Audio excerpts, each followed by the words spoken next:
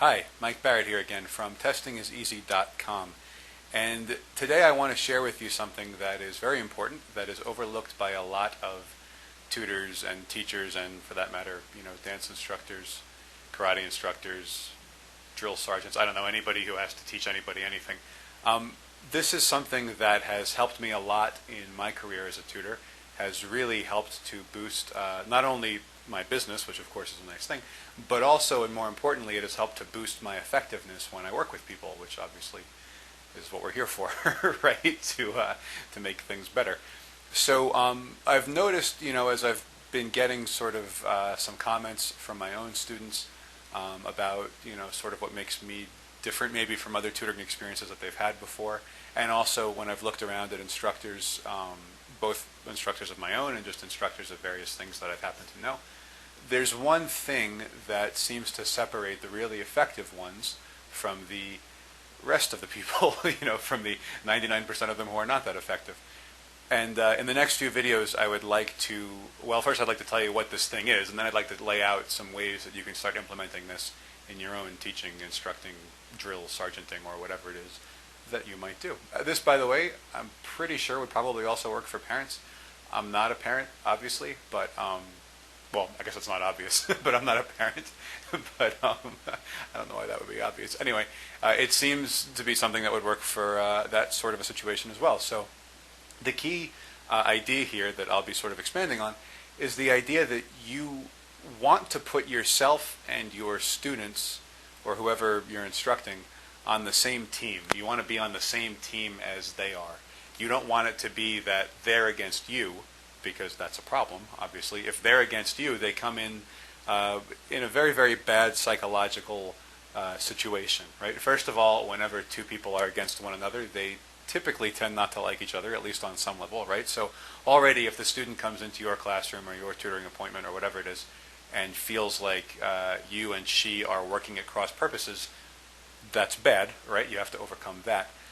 So it's bad for that reason, but it's also bad because the student, even if they don't really respect you that much, we've all had, students who, let's be frank, didn't really want to be there, right? That's a very, very normal thing to encounter, especially, I imagine, if you are a drill sergeant. Anyway, so when you have a student who doesn't want to be there, even if they don't want to be there, even if they do want to be there, they, on some level, have this expectation that you are an expert on something, that you know better than they do about whatever it is that you're teaching them. In my case, it would be testing strategies, whatever it is. So if you combine these two things, if you combine the fact that they already feel like they're against you with the fact that they already think that you know a whole bunch of stuff about whatever the situation is, when you combine those two things, you end up in a very, very bad position because the student doesn't feel like you're working together and doesn't feel like they have a chance against you. They sort of identify you with the subject matter being learned, and they think, well, I can't possibly wrap my head around this. I can't possibly come in here and have all this stuff being against me and come out ahead. So what I would like to show you how to do in the next few videos is turn this position around. Instead of being the student's enemy, or someone who at least has not the same interest as the student, you want to show the student from the very beginning that you and he or she are on the same side. You want to show the student it's not, you walk into the room and it's you against me. It's you walk into the room and you and me together are going to figure something out. You and me together are going to figure out how to do calculus or how to do chemistry or how to help you get better at the SAT or whatever it is. Now, this shouldn't be a show. You know what I mean? Like, be really clear. I'm not suggesting that you fake being interested in whether the student does better and fake being on the student's team. You actually have to be on the student's team. You have to want to help the student get better at whatever the student is doing. Let me add something else. This is not the same thing as being the student's best friend. Okay? You can be friendly with the students. In fact, you should have a good rapport. You want to have that good sort of back and forth interaction. All of that sort of adds to the idea that you and the student are on the same team, but you're like the captain of the team. You know what I mean? You are the senior member of the organization, and you're going to show the students how to attack whatever it is that's being attacked.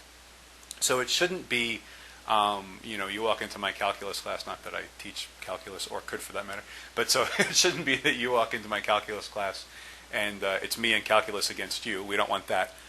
We want it to be more like you walk into the calculus class and me and you together are going to figure out how you can do better at calculus.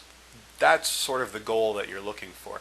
And I think if you think back to the instructors who have been, the most effective instructors that you've either known or personally been instructed by, I think if you think about it, you'll notice that most, if not all of them, approached you in this way. Not necessarily as equals, again, not like best friends just hanging out. Maybe sometimes like that, but not usually. It's more just that the teacher expects to help you get better at something. Instead of, you walk in and it's an adversarial relationship from the very beginning, because that tends to produce horrible results. Now, you might think that that's kind of an obvious thing. And if you do think it's an obvious thing, then great. And I hope you really enjoy the coming videos, because it's going to show you some tactics that I use to sort of help this relationship flourish, help the friendly camaraderie, teammate sort of style of interaction, help that get going. But you may think, well, this guy doesn't know what he's talking about. Of course the students and the teachers are not equals. And of course, well, they aren't equals. But of course they can't be on the same team. Of course there's going to be that adversarial relationship.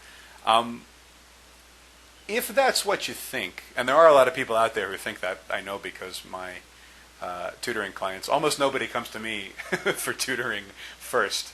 I think largely because of my price tag, honestly, and also because I do this in a very, very different way from everyone else. Almost everybody who comes to me for tutoring went somewhere else beforehand, and they all obviously don't really enjoy their experiences there for whatever reason, and they say, okay, I'll give this weird person a try, and then they come to me. Anyway, so the point is I get a lot of comments from students about previous tutors that they've had, and there are a lot of tutors out there who go for this adversarial relationship right off the bat. As soon as the person comes in, the very first time, comes to the door and sits down, right from the get-go, it's you have to do this, you have to do this, you have to do this, you'll never understand that, you're not really good enough for this, you're kind of okay at this, but, it's this very crashing, of wills against one another. It's memorize 300 words by next Wednesday. I don't care that you have 800 other things going on because you're a normal, very, very active high school student or anything like that. So if you are one of these people, and I almost said one of these old school people, but it's really not old school, it's just the wrong school. I mean, there's been people who are good instructors forever, obviously, and they've all tended to do this, let's be teammates, let me be the captain, and I'll show you how to do whatever we're doing. They've all kind of done that.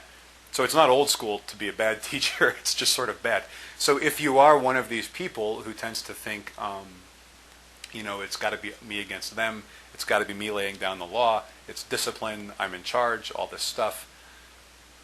Maybe watch these videos. I mean, I hope you do. I'd love to get your feedback. But also maybe don't be a teacher anymore. Maybe that's really not the best thing for you. Maybe you'd be better off, I don't know, like trading ponies or something else, working with some other sort of master-servant type of relationship rather than teacher-student. Anyway, so I hope that you are at least open-minded about the possibilities here, and hopefully maybe you already are an instructor who seeks out ways to be on the same team, with the pupils.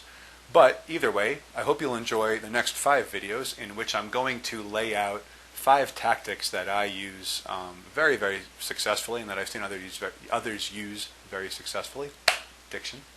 Anyway, so I'm going to lay out some stuff in the next few videos. I hope, well, I know that you will find it very, very useful.